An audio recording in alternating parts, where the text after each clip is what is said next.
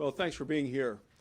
As you know, President Biden is soaring off to Scotland to be part of a World Climate Summit, and at the same time, energy prices are soaring here at home. He'll be overseas for Halloween, but people all across America will be suffering through the nightmare of high energy costs. And you say, why are they so high? Well, it's because of policies of this administration. One bad policy after another, driving up the cost of energy. And how bad is it up? Well, the price at the pump now is about $1 a gallon more than it was when Joe Biden took office. And we have a picture here. You can take a look at what the average prices are now, but I know you'll be hearing from other members about how it's a lot higher in some of their states. So prices are much higher now by $1 a gallon than they were when Joe Biden became president. So what does that translate into? Well, it's about $25 every time you fill up your tank. And for a family, for somebody living on a fixed income, that's a pretty big bite and a painful bite out of somebody's paycheck. And that's just the gasoline component of that. That's a 7-year high. We also know that natural gas is now at a 7-year high, and half of the homes in America are heated with natural gas. So all of those people are going to be paying a lot more to heat their homes this winter. So it's really a double gut punch. You say, what kind of policies could this administration and the Democrats have done to cause all these things? Well, Joe Biden bragged about the fact, day number 1 in office, he killed the Keystone XL pipeline. He then put a moratorium on oil and gas leases on public lands, which affect many of our states. And then he went after Alaska. That's the reason that people are paying so much more for energy. It's these policies. So what's the administration decided to do about it? Astonishingly, they're asking OPEC plus Russia to produce and sell us more energy. Hard to believe, but it's on the White House website. The National Security Advisor put it on the website, asking Russia and OPEC to produce more and sell more energy to America.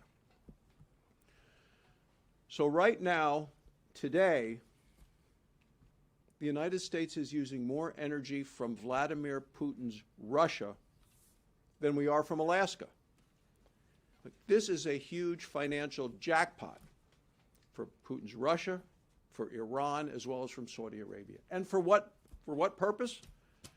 Well, to me, it's so that Joe Biden and Nancy Pelosi and John Kerry and apparently about 4 plane loads of Democrats can head over to Scotland and wave the white flag of surrender to take us from being a nation that is energy dominant and energy wealthy to a nation of energy weakness and dependence. And now we'll hear from Senator Capito. Thank you. Well, thank you all for being here today, and I think you're going to hear a lot of similarities that we see across our states. One of the things that is influencing this high price of energy, both at the pump or at your home heating, is the inflation.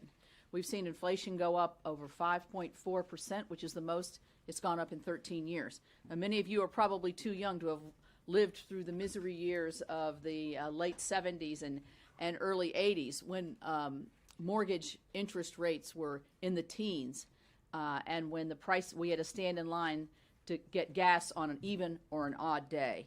So, you know, when somebody goes to fill up their tank, as Senator Barrasso said, it's more at the tank, and it's not because their tanks are getting any bigger. In my state, the price of gasoline is more than $1 more per gallon. The White House says they're working on it. Yeah, they better be working on it. But what they're doing for that person who drives to school, drops their kid off, drives to work, goes to the grocery store, goes to visit their parents, maybe goes to an evening activity, they're feeling it every single day. The White House needs to begin to work on it. The president is going to Scotland, as we know, and we know he's going to bring forward the energy plan that he brought forward when he canceled that pipeline on the first day of office. And that's not America first, it's America last. We're going to be behind the line there of the other nations that are going to be there. So as we see coming through my EPW committee, and as John sees in the Energy Committee, it's regulation upon regulation, stifling any kind of production of oil and natural gas, which would alleviate some of this issue. So let's just talk about home heating. We're getting ready to go into the winter months. It's predicted by independent analysis that the cost of home heating will jump 54% this year. So, when I think about my fellow West Virginians, many who are on fixed incomes, when they have to make a choice, and they're going to have to make these choices on how warm they can stay and whether they can either go out or what type of, if they could go to a restaurant or if they can buy enough food really in their own home, they're going to have to make these choices because of the rise, and people have problems paying their bills in those cold winter months anyway. It's predicted that natural gas bills will go up 30%. Most of our state is heated by natural gas, but we're also heated by propane. Propane, the EIA just projected a 54% increase in the cost of propane. So it's going to hurt everywhere. And it's time for the administration to stop selling us talking points and talking to the international community about how we're going to lead when we're leaving so many people behind here at home through the cost of the high energy. So thank you. And next is Senator Langford. As the President leaves and heads to Scotland to be able to hang out with other world leaders, I'm sure the topic of conversation is going to be how high the energy prices have become in Europe at this point. As European leaders gather together to drink champagne and eat caviar and to chit-chat about the future of the world, what's happening back at home, both in the United States and in Europe and in multiple other spots, are rapidly advancing prices for energy. What we're seeing in Oklahoma is more than $1 a gallon increase for gasoline. That hits home. The typical truck is costing about $30 more per fill-up just to be able to fill up now than what they were just a few months ago. Home heating costs with the price of natural gas is dramatically increasing. Now, for states like mine that produce a lot of natural gas and a lot of crude oil, you would think, well, you'd be excited about it. Well, I would tell you there's a lot of production that's coming back online and some jobs that are coming back in, and we're grateful to be able to see that. But they're also families as well, and they're also consumers as well. And even those in the energy market will tell you there is a price that's a better price point to be able to actually do production and to not hurt the consumers the same way, and we're well in excess of that right now. Cause of that's pretty straightforward.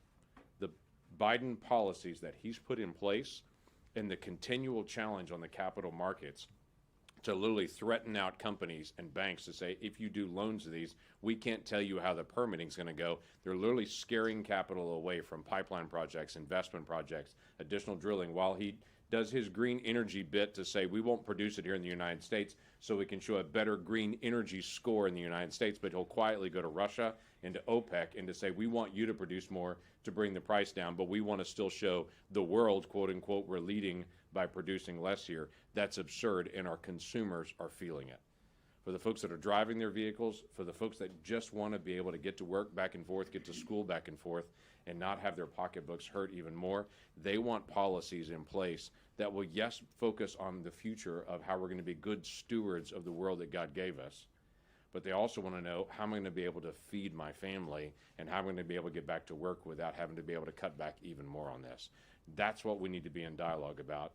Currently, we've got a crisis on our southern border. We've got problems with Afghanistan and all the debris field that is around that at this point. There's so many different issues with the vaccine mandates, and in the middle of all this crisis here, he's taken off and heading to Scotland, and I'm afraid we'll bring back another crisis when he returns back in a few days.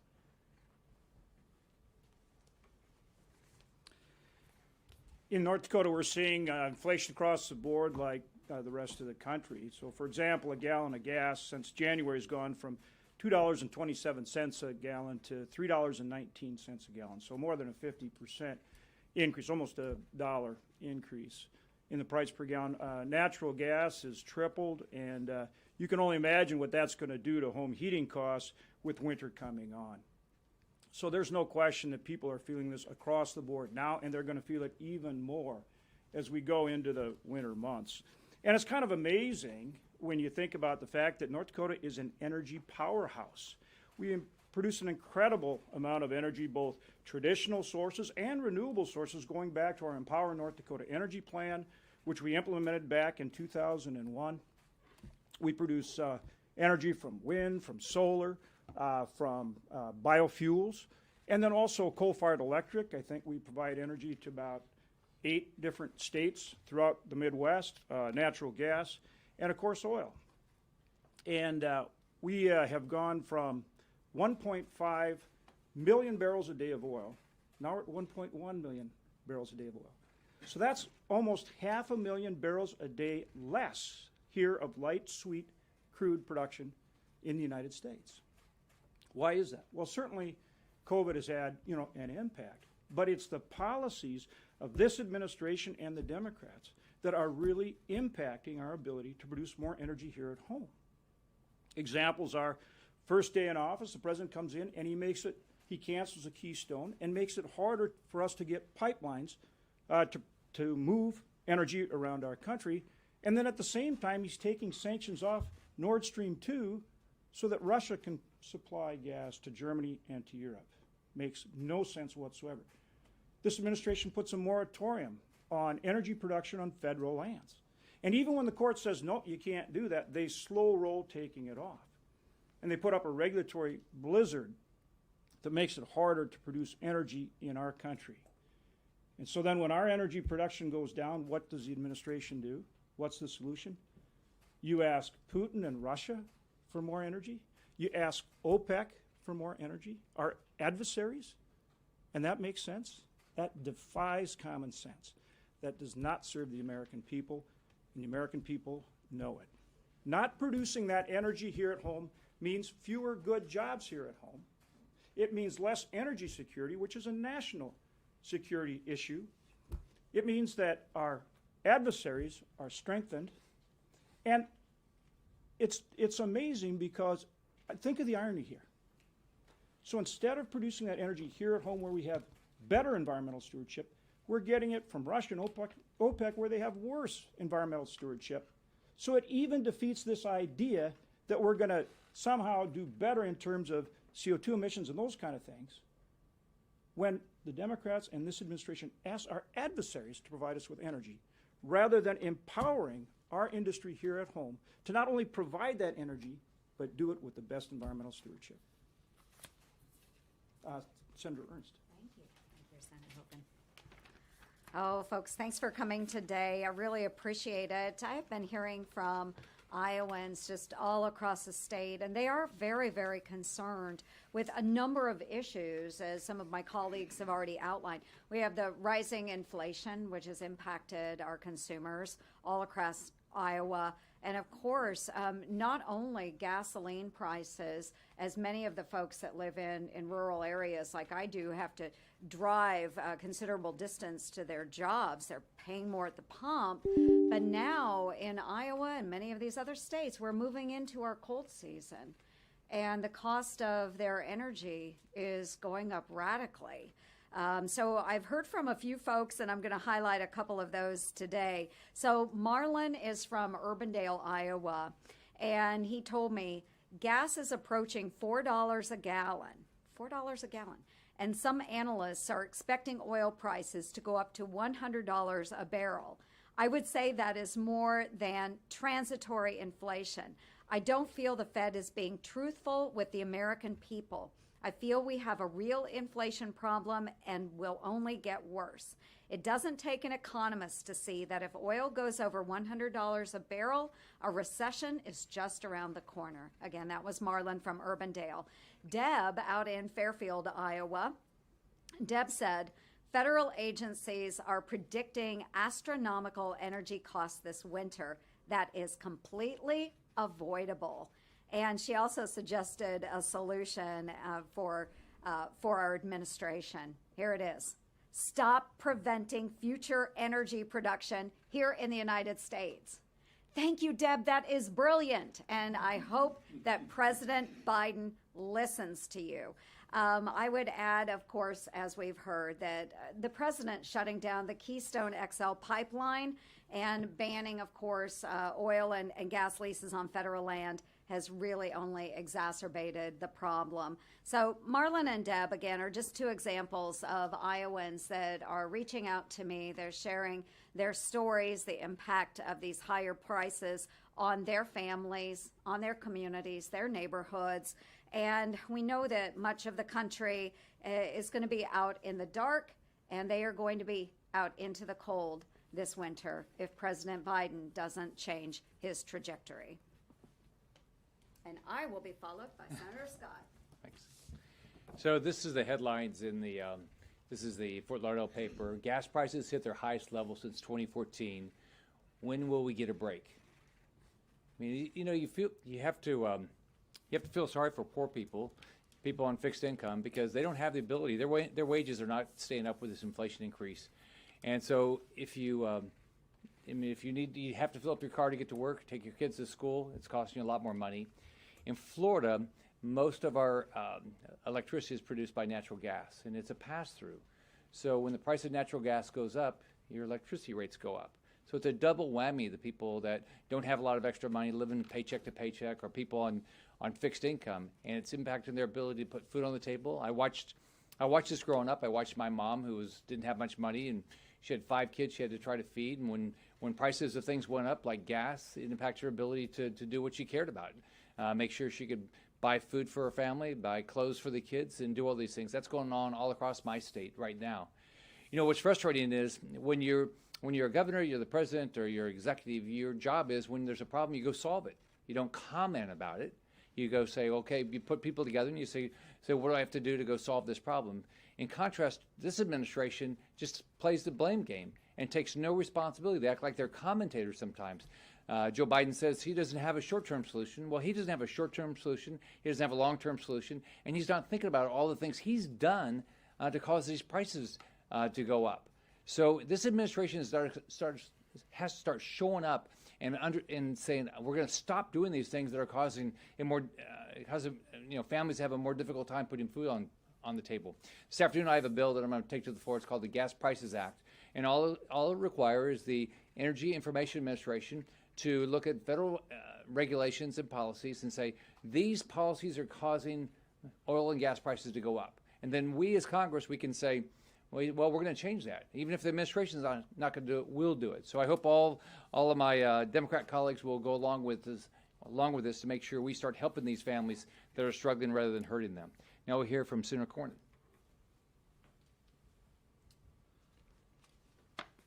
Well, just at a time, as we've seen, where gas prices are going through the roof, natural gas, home heating oil, you name it, we're seeing that the policies of this administration are making things worse, not better for hardworking American families.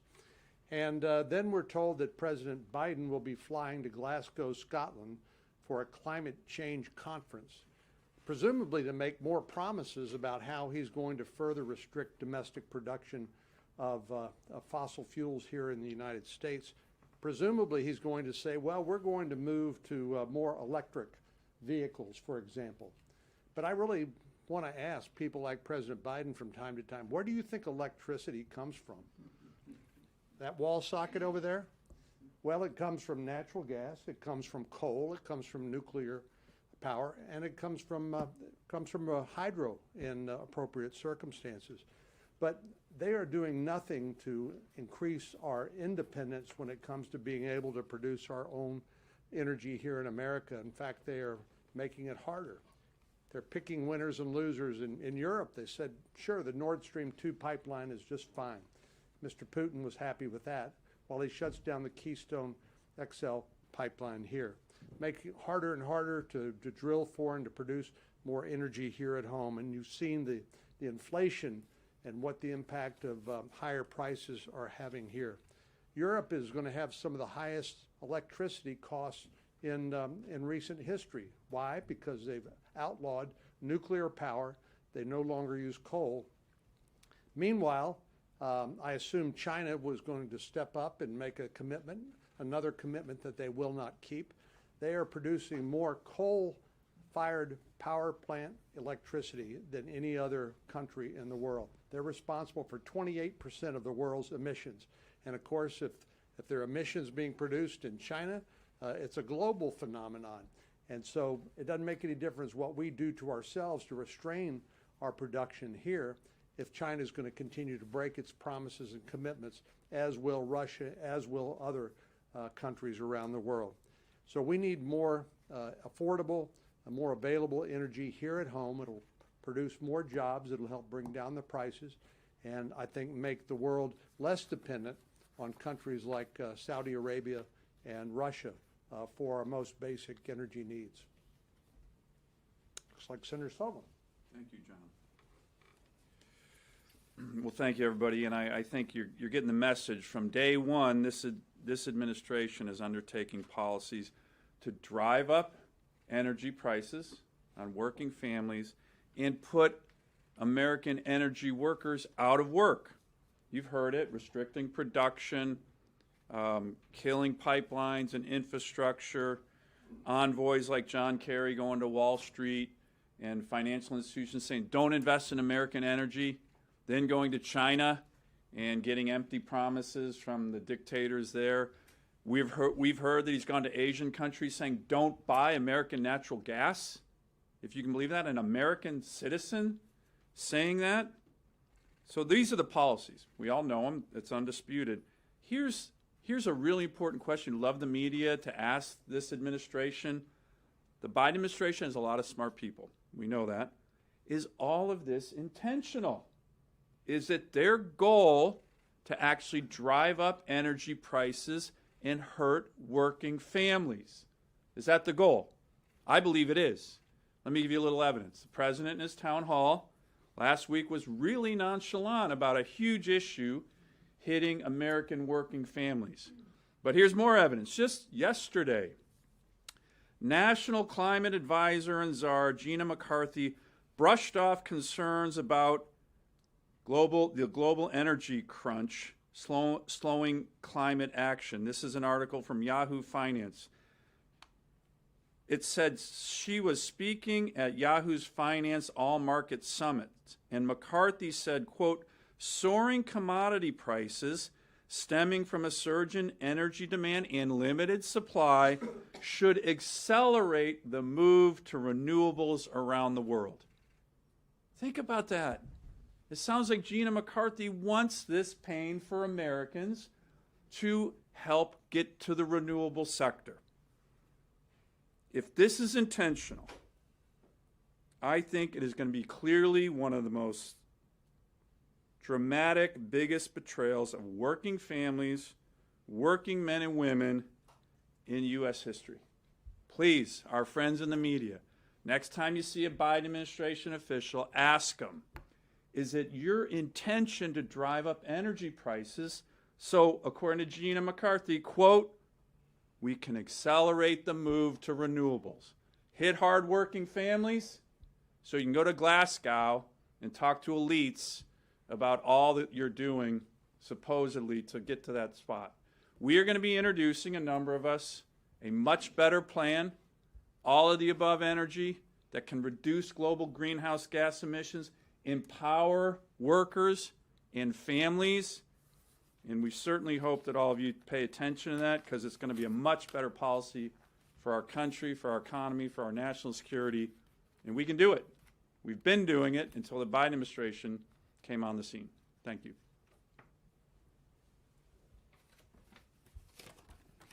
Here again, we find ourselves in a self-inflicted crisis by the Biden administration. In addition to the border, Afghanistan, and inflation, we now have an energy crisis as well. Started day one of the Biden administration, Mississippians are paying $3 a gallon for gasoline, and believe you me, I am hearing from them. With the winter coming on, this will be devastating to all American families. The prices are headed in the wrong direction. The Biden administration is headed in the wrong direction. This reckless tax and spend, with everything in the world, from natural gas to dirt, being taxed, and now we're having to depend on Russia. This is not going to get any better, and if the Biden administration does not reverse these policies. So they are definitely headed in the wrong direction for the American people. It's pretty sad. Thank you. Thank you. We'll try to wrap this up.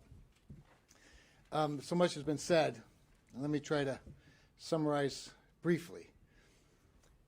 the Biden administration has an energy policy that's bad for American jobs, bad for the American economy, bad for national security, as it makes us more dependent on foreign sources of energy once again, as well as our allies, more dependent on foreign sources of energy. And it's bad for the environment and bad for the climate because, of course, those foreign sources of energy are not as clean as ours.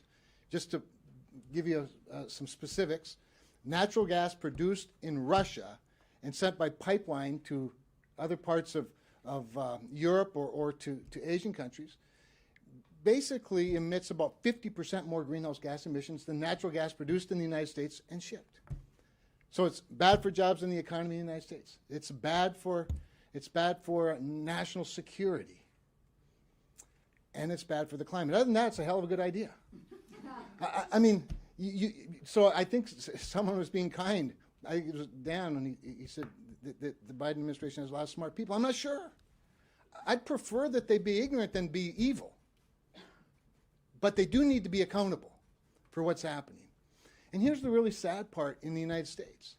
As a couple of weeks ago, a few weeks ago, the Energy Secretary said, in response to a question from one of your colleagues, that presidents don't set gas prices, markets do. But policy determines market reaction. Every bad policy has a negative reaction in the marketplace. Shrinking of supply while growing demand with an influx of a whole bunch of free money creates inflation. But I think the worst part about inflation, energy inflation, is that on top of all the other inflation, which comes naturally with the same market forces, energy inflation raises the price of everything.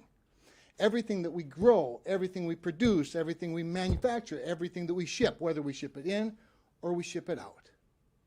We have a better plan. Senator Sullivan mentioned that we're going to be outlining some things going forward. I think it's important to have solutions to the problems, but right now the problem's obvious, and that is the deliberate policies of the Biden administration in an effort, evidently, to transfer their climate guilt to polluters. We're happy to take some questions. Yes. This is all happening while your colleagues on the other side of the aisle are discussing legislation, while we expect the climate provisions to be scaled back to get Senator Manchin on board. There will be provisions in there aimed at reducing emissions.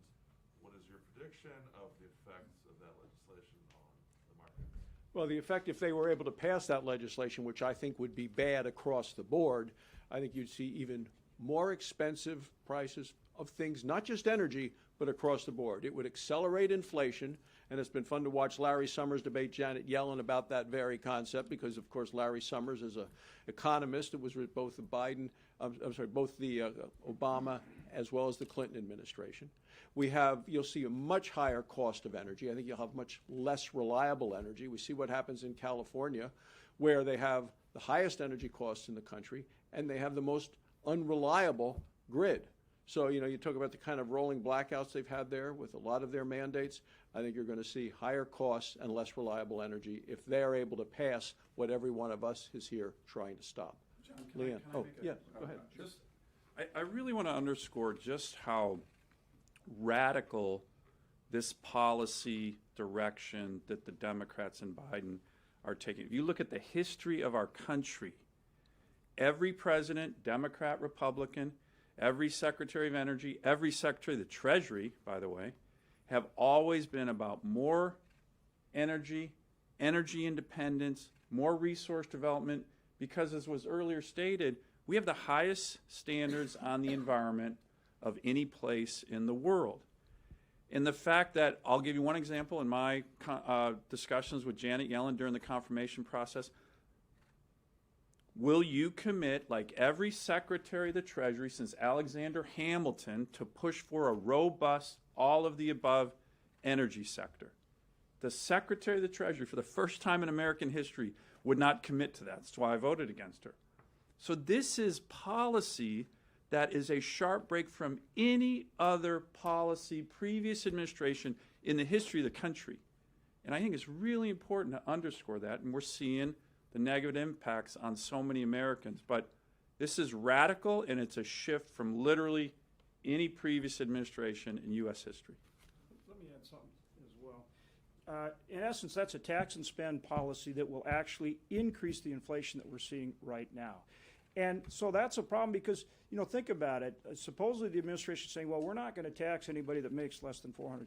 Well, that's ridiculous. Inflation is a tax on everybody, and it hits low-income people the hardest. So that tax and spend bill will increase inflation even further, creating even more impact on people who are working people that are really struggling with all of these inflation costs now, and like we've talked about, these energy costs. I was doing a radio show not too long ago, and one of the callers called in and said, you know, winter's coming on. We're in North Dakota, winter's coming on. He says, what am I supposed to do?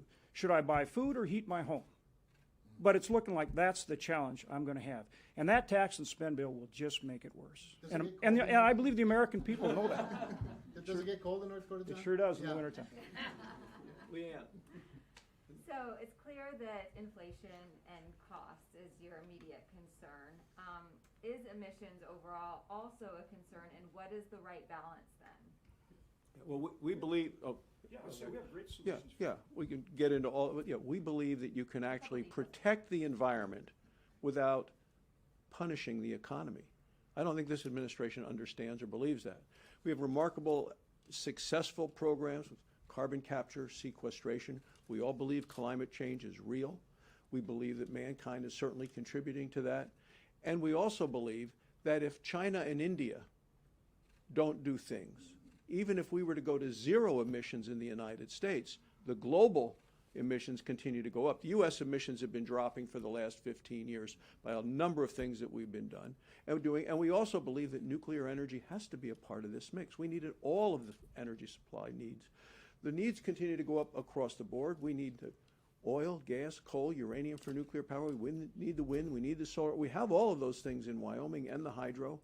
So we want to make sure the American people have affordable energy, and we want to make energy as clean as we can, as fast as we can, and do it in ways that don't increase costs for American families. The Democrats are proposing perhaps hundreds of billions of dollars of tax credits for renewables in multiple ways. Do you think that that is one of the paths forward? I know you don't agree with everything, but is that a viable option? What we need to do is an all of the above energy situation. What they're trying to do really is eliminate multiple forms of energy that we have here. There is a war on carbon-based fuels. And that's the target that Joe Biden drew on the back of American energy the day he came into office with killing the Keystone XL pipeline. You listen to his speeches, and well as what he's done with the banning the production out of Alaska, banning the moratorium on oil and gas on public lands. Yes. Yeah, can I just say Oh, sure. something here, because this falls a lot into my state, but also the EPW committee. First of all, we have a surface transportation bill that we passed out of that committee, and a lot of these folks are on that committee. It was unanimous. In that committee, it's the first time we've ever had a climate chapter in that committee. To be able to figure out how to reduce emissions, which the biggest emitter of emissions is not the power sector, it's the transportation sector. So to begin to work on that together. We also need, and John mentioned CCUS, we have a 45Q tax credit that will help incentivize the capture of carbon dioxide, reusing it for either enhanced oil recovery or other things. But we can't get the infrastructure in to move the carbon through the pipelines because this administration is so anti-pipeline. So our solutions, I think, will lead to fewer emissions and have over the years. But we have to have the infrastructure to move forward on these things, and we're stymied at that as well. And if I can just add, like I said, we're going to be rolling out an agenda that we believe addresses these issues, but it's building on what is already working.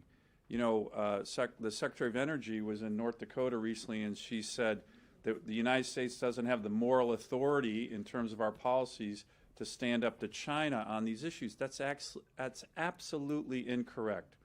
From 2005 to present, the United States has reduced our emissions by almost 15%. That's more than any other major economy in the world by far. The estimates are of increasing global greenhouse gas emissions globally are almost going to come 100% from non-OECD countries. So you look at where we are declining dramatically. Why? Because of the revolution in natural gas. That is a fact. So a big part of our plan is to continue to focus on what is working. If we are exporting more LNG to countries in Asia, India, China, Japan, Korea, we're already exporting to all of those countries right now. A dramatic increase in those exports of clean burning American natural gas will have a dramatic impact on lowering global greenhouse gas emissions. That's a fact. So these are the kind of things we think we can do in terms of all the above, but to address the global greenhouse gas emissions issues, we just think it's much more effective, and it's already working. Already working. We just need to build on it. Can I just, one point along those lines, Leanne, because you ask a really important question. It's easy, right now it's easy to be against everything Biden's doing because it's so awful. But if we would focus less on getting to zero in the United States, zero greenhouse gas emissions, or zero, net zero by 2050, and focus more on bringing down global emissions, say 40%, and putting the pressure, whether it's through trade deals and geopolitical, pressures and carrot stick things. If we bring down global emissions 40% by 2050, it's a much greater reduction than the United States unilaterally disarming our own economy. Just one example. I think we focus more on the global problem and not so much on our unilateral disarmament. And we'll have 4 answers for you, too. Well, this shows the passion on this issue. I mean, we had 10 senators that showed up, and 10 of them stayed for the beginning of the questioning, and then we still have 4 here. But this will be the last question because we're in the final minutes of the 3rd vote. Yeah, and kind of going off what Senator Kramer said, you guys have lamented that President Biden is going to this Glasgow conference and what he might say at the conference. In a world where the president took your advice, what message would you want him to deliver at the conference, and what would be a positive outcome from this in your eyes? Well, it would be a message that I had just talked about when the question to Leanne, which is we want to make energy as clean as we can, as fast as we can, and do it in ways that don't raise costs for consumers. And that we respect the environment, have a responsibility for the environment.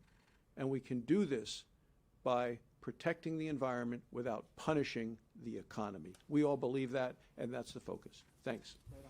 Thanks.